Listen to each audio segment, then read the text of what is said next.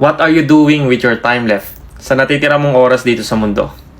Na-realize ko lang na yung end of the world ay nangyayari araw-araw.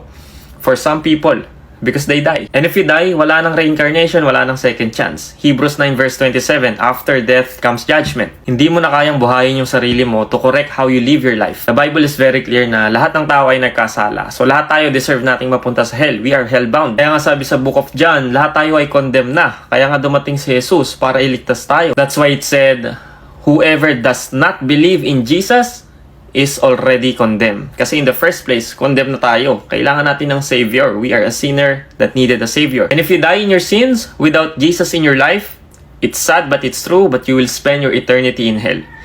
And I didn't say this.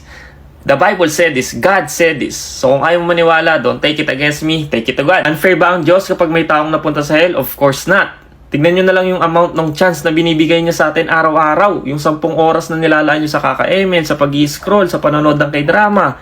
Chance yan na binibigay sa inyo to repent. Regalo yan. Sabi sa Bible, He is so patient with us because He doesn't want anyone to perish but to repent. So today, I encourage you with the sense of urgency to seek Him with all of your heart. Start that relationship. Hindi sapat yung naniniwala ka lang sa Diyos. Even the demons believe in God. This is urgent. You could die tonight.